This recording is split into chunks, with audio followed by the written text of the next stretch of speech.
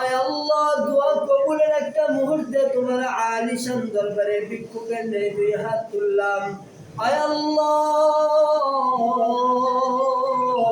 তুমি দয়া করিয়া মায়া করিয়া আমাদের জীবনের সকল গুনাহ মাফ করিয়া দাও।